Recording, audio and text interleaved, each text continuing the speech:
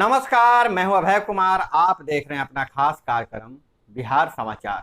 बिहार समाचार में खबरें बिहार की, बातें बिहार की, देश दुनिया की तमाम खबरें जो आपको जानना जरूरी है। बिहार समाचार में हम खबर लेते हैं सत्ता के गलियारों से, पंचायत के गलियों से और गांव के चौपालों से, जो आपके जीवन को कहीं न कहीं प्रभावित करता है। तो बिहार समाचार में जो बिग ब्रेकिंग न्यूज आ रही है, सीबीआई ने तेजस्वी यादव की जमानत रद्द करने की मांग की है। सीबीआई ने तेजस्वी यादव पर पूछताछ के दौरान अफसरों से बदसलूकी का लगाया है आरोप, जिस कारण सीबीआई तेजस्वी यादव की जमानत रद्द करने की मांग की है। और वहीं दूसरी तरफ जहां बिहार के राजनीति में धूम मचाने आ रहे थे पीके यानी प्रशांत किशोर, कहा यह जा रहा था कि जदयू और प्रशांत किशोर में नजदीकियां बढ़ रही है। जदयू प्रशांत किशोर का सेवा लेने वाला है, लेकिन अब उस पर ब्रेक लग गया है। जदयू के प्रदेश अध्यक्ष ललन सिंह ने कहा है कि पीके जो है सपनों का सौदागर है, व्यापारी है, और इस तरह से उस पर अब ब्रेक लग गया है। हालांकि खबर यह आ रही थी कि जदयू की रणनीति पीके फिर से बनाएंगे, लेकिन अब इस सारे आकलन पर ब्रेक लग गया है। वहीं जो लाइमलाइट में सबसे ज्यादा सुर्खियां बटोर रही है वह खबर बेगूसराय गोलीकांड। बिहार पुलिस ने माना फायरिंग के लिए पिस्टन का हुआ था इस्तेमाल। सीसीटीवी फोन व व्हाट्सएप से मिला है सुराग। पुलिस ने किया खुलासा, दहशत फैलाने के लिए अपराधियों ने की थी अंधाधुंध फायरिंग। 4 अपराधी गिरफ्तार। इसमें फायरिंग करने वाले और साजिश रचने वाले दोनों शामिल है। घटना में इस्तेमाल बाइक के अलावा 2 अन्य बाइक भी बरामद। युवराज सुमित ने चलाई गोली, चुनचुन और केशव ने रचा षड्यंत्र। साक्ष्य को पुख्ता बनाएगी पुलिस। और वहीं जेल के भीतर से भी पुलिस तलाश रही है सुराग। आरोपियों तक पहुंचने के लिए पुलिस ने व्हाट्सएप मैसेज और मोबाइल लोकेशन का किया इस्तेमाल। वहीं दूसरी तरफ नागा के परिजन कह रहे हैं कि नागा मेरे घर में था, मेरे घर में सीसीटीवी कैमरा लगा हुआ था। एक दुकान पर बैठते हैं, वहां भी सीसीटीवी कैमरा लगा हुआ है और गलत व्यक्ति को फंसाया गया है। हालांकि वहीं मंत्री गिरिराज सिंह पर आरोप लग रहे हैं। केंद्रीय मंत्री पर गिरिराज सिंह ने कहा है कि असली अपराधी को बचाया जा रहा है, यह आतंकवादी साजिश है। खैर, आगे क्या खुलासा होता है जांच में पता चलेगा, लेकिन बिहार में राजनीति गरमाई हुई है। इस खबर को लेकर, इस गिरफ्तारी को लेकर बिहार में राजनीति गर्म है और पक्ष विपक्ष एक दूसरे पर आरोप मढ़ रहे हैं। और वहीं हम बोले कि कोइलवर में मानसिक अस्पताल का उद्घाटन हुआ, जिसका एक फोटो को लेकर खूब चर्चा रहा। वायरल फोटो है। फोटो में नीतीश कुमार और डिप्टी सीएम तेजस्वी यादव दोनों एक साथ फीता काट रहे हैं, रिबन काट रहे हैं। वहीं भाजपा वाले तंज कस रहे हैं कि ये लाचार मुख्यमंत्री है, एक्सीडेंटल मुख्यमंत्री हैं, और जब कद बड़ा है राजद का तो बराबर का उनके रहते हुए भी, मुख्य पद पर रहते हुए भी स्वास्थ्य मंत्री और डिप्टी सीएम फीता काट रहे हैं। यह मुख्यमंत्री का अपमान है। वहीं नीतीश कुमार बोले कोइलवर में इलाज के साथ साथ मानसिक चिकित्सा में पीजी की पढ़ाई भी होगी। और मुख्यमंत्री ने कोइलवर में मानसिक स्वास्थ्य एवं विज्ञान संस्थान परिसर का किया उद्घाटन। हालांकि उस वायरल फोटो की सत्यता का मैं दावा नहीं कर रहा हूं, लेकिन एक फोटो जो है दिख रहा है सोशल मीडिया पर, जिसमें दोनों फीता काट रहे हैं। स्वास्थ्य विभाग की में होगी 60,000 नियुक्तियां, तेजस्वी यादव ने कहा है। और लालू यादव किडनी का इलाज कराने के लिए सिंगापुर जाएंगे, इसकी अनुमति मिल गई है।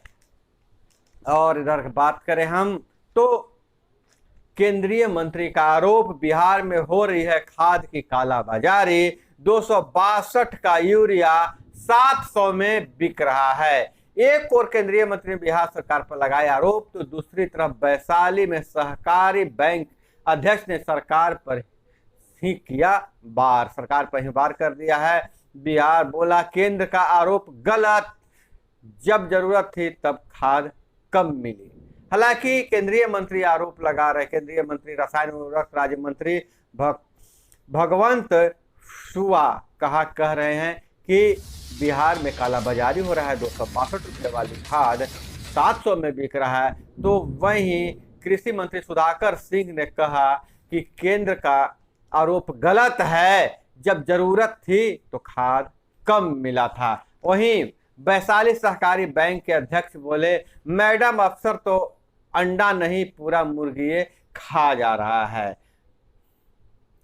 बोल रहे हैं वैशाली के सहकारी बैंक के अध्यक्ष कह रहे हैं कि मैडम अफसर तो अंडा नहीं पूरा मुर्गी खा जा रहा है। तो मंत्री बोले आप तो गार्जियन है, आपकी समस्या का समाधान कराएंगे। और इधर त्योहारों में 30% घर मकान बिक्री का रिकॉर्ड बन सकता है, 30% बढ़कर रिकॉर्ड बना सकती है देश में मकानों की बिक्री। और अडानी, बहुत बड़ी खबर है, अडानी अब दुनिया के दूसरे सबसे अमीर, इनसे आगे सिर्फ एलन मस्क है। और सबसे बड़ी बात है कि देश भर में विश्वकर्मा पूजा और पीएम नरेंद्र मोदी का जन्मदिन मनाया जा रहा है। विश्वकर्मा पूजा भी मनाया जा रहा है और पीएम मोदी का भी जन्मदिन मनाया जा रहा है। अगर हम बात करें पंचायती राज विभाग के खबरों का, तो पंचायती राज विभाग ने स्पष्ट कर दिया है कि हर वार्ड में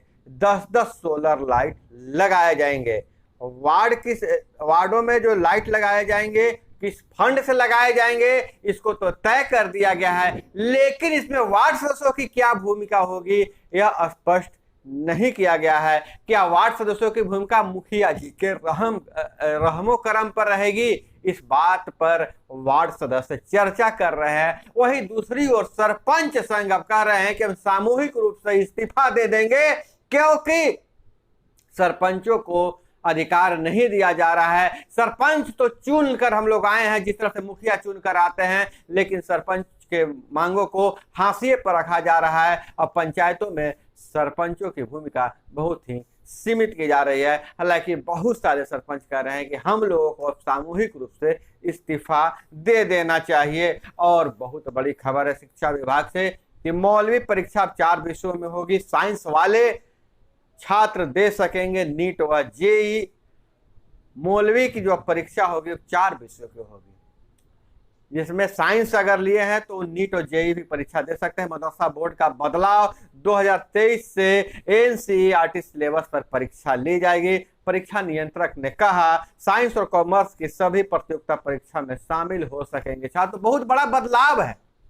मदरसा बोर्ड और मौलवी की परीक्षा, जो मदरसा बोर्ड की बात की जा रही है, मदरसा बोर्ड में सिर्फ धार्मिक शिक्षाएं दी जाती थी, अब वहां सब सारे विषयों की पढ़ाई होगी, 4 विषयों की पढ़ाई होगी। और मदरसा में पढ़ने वाले भी अब जेई और नीट की परीक्षा दे पाएंगे। बहुत बड़ा बदलाव है। और वही शिक्षा विभाग से एक खबर और है कि CNLU के 165 स्टूडेंट का प्लेसमेंट 81 बिहार जुडिशियल सर्विस में चयनित हो गया है। असमुरतल्ला में 11वीं एडमिशन के लिए 26 तक करें आवेदन। सिमुरतल्ला में 11वीं एडमिशन के लिए 26 तक आवेदन कर सकते हैं। और इधर बात करें तो सरकारी अस्पतालों के मरीज पहनेंगे खादी की पोशाक, इससे मिलेगी जीविका दीदियों को, इससे जीविका दीदियों को रोजगार मिलेगा और जीविका दीदी ही सिलेंगे खादी के पोशाक। और सरकारी अस्पतालों के मरीज अब खादी के वस्त्र पहनेंगे। और वही देश की उन्नति में बिहार के श्रमिकों का है अहम योगदान, सुरेंद्र राम का बयान है। श्रम कल्याण दिवस पर उत्कृष्ट योगदान के लिए श्रमिकों को किया गया सम्मानित। और इधर बात करें हम तो 2 निदेशकों को अगवा करने के बाद फिरौती की रकम लेने खुद अस्पताल आए थे अपहरणकर्ता। जी, अलमारी का लॉकर तोड़ ले गए 3.5 लाख रुपए पर किसी ने पुलिस को सूचना नहीं दिया। यहाँ कंकड़बाग के 90 फीट स्थित मेडिविजन अस्पताल के 2 निदेशकों, जिनका नाम भी हम आपको बता दें, उनका नाम है रविरंजन कुमार और सुभाष कुमार को अगवा कर लिया गया था, फिरौती मांगा गया था। तो उन निदेशकों ने बताया था कि अस्पताल के अलमारी में 3.5 लाख रुपया है। अपहरणकर्ताओं की हिम्मत देखिए, अस्पताल में आए, अलमारी तोड़कर पैसे ले गए, लेकिन उनका खौफ पैसा था कि अस्पताल का कोई भी स्टाफ पुलिस को सूचना नहीं दिया। लेकिन जब उनके साथ मारपीट होने लगी, जो अपहरित निदेशक हैं उनके साथ, और पैसे की और डिमांड बढ़ गई, तो उसके बाद पुलिस को सूचना दिया गया, तो यह खुलासा हो पाया। और इस साल बिक सकती है 10 लाख से ज़्यादा इलेक्ट्रिक वाहन, और नगर पंचायत चुनाव लड़ने के लिए नो ड्यूज चाहिए था। इसलिए चनपटिया के 9 पार्षदों ने लौटाए कफन घोटाले के रुपये, कफन घोटाला का रुपये को लौटा दिया है। नौपटिया के 9 पार्षदों ने पैसे लौटा दिए, और चूंकि उनको एनो से नो ड्यूज मिल जाए तभी वह चुनाव लड़ पाएंगे। 14 पार्षदों ने कबीर अंत्येष्टि योजना के तहत 14,53,000 अग्रिम के तौर पर लिए, मगर उपयोगिता प्रमाण पत्र नहीं दिया था। इसके कारण उन्हें नो ड्यूज नहीं मिल रहा था, तो उन्होंने अब पैसे लौटा दिए। और इधर हम अगर बात करें अंतर्राष्ट्रीय खबरों पर, तो पुतिन ने एक नया शीत युद्ध छेड़ दिया है। रूस के राष्ट्रपति पुतिन ने एक नया शीत युद्ध छेड़ दिया है, और वह शीत युद्ध यह है कि ठंडे के दिनों में यूरोपीय देशों को ठंडे से मारना चाहते हैं, ठंडे में परेशान करना चाहते हैं, क्योंकि जो एनर्जी का गैस और तेल की सप्लाई है रूस करता है, और जब वह नहीं करेगा, इसे रोक देगा, तो ठंडे में घर को गर्म रखने के लिए ईंधन की ज़रूरत होती है। इससे ठंडा से परेशानी होके वो घुटने टेक देंगे, और जो यूक्रेन पर वह आसानी से जीत हासिल कर पाएंगे। तो दोस्तों, यह थी वो तमाम खबरें जो आपको जानना जरूरी था। इसी तरह से खबरों के लिए जुड़े रहिए हमारे साथ। मिलते हैं अगले वीडियो में। जय हिंद, वंदे मातरम।